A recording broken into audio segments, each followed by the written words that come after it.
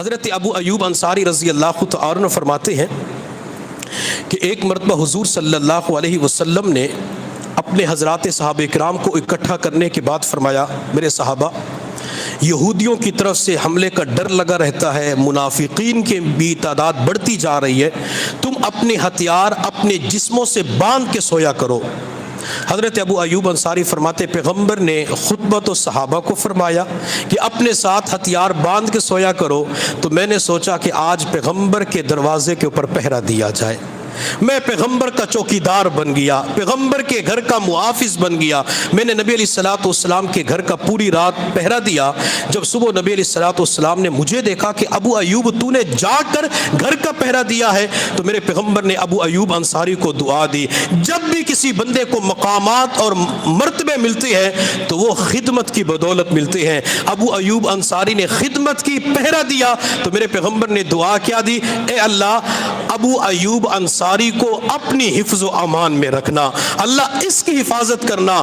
اللہ نے ان کی زندگی کے اندر بھی حفاظت کی، بلکہ آج تک اللہ ان کی حفاظت کر رہا ہے، آج تک ان کی حفاظت ہو رہی ہے۔ میرے پیغمبر کی دعا کے بعد ابو ایوب کی زندگی کے اندر پریشانیاں نہیں آئی، ان کی زندگی کے اندر تکالیف نہیں آئی، بلکہ جب قسطنطنیہ کا جہاد ہوتا ہے، حضرت ابو ایوب انصاری رضی اللہ تعالی عنہ اس میں شریک ہوتے ہیں۔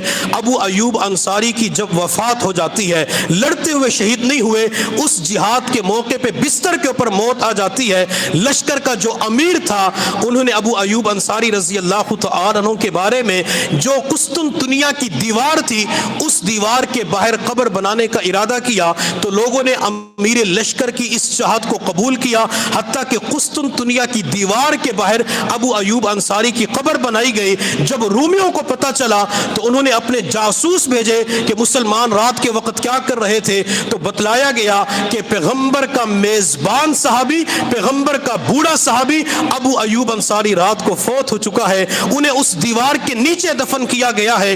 تو رومیوں کا بادشاہ کہنے لگا، جب تم یہاں سے چلے جاؤ گے، میں اس بوڑھے صحابی کی لاش کو قبر سے نکالوں گا اور اس کے ٹکڑے کر دوں گا۔ جب امیر لشکر نے سنا تو امیر لشکر نے رومی بادشاہ کے پاس پیغام بھیجا، تو ایک صحابی کے ساتھ یہ سلوک کرے گا، پوری دنیا کے اندر تمہارے جتنے عبادت خانے پائے جاتے ہیں میں سب کو جا کے گرا دوں گا۔ جہاں یہودیت پائی جاتی ہے، عیسائیوں کی قبریں پائی جاتی ہے، میں عیسائیوں کو قبروں سے نکال کر ان کے اوپر ظلم کروں گا۔ جب امیر لشکر نے جرأت مندانہ جواب دیا تو رومیوں کا بادشاہ کہنے لگا، تو ہمارے لوگوں کو کچھ نہ کہنا، ہم تمہارے صحابی کو کچھ نہیں کہتے۔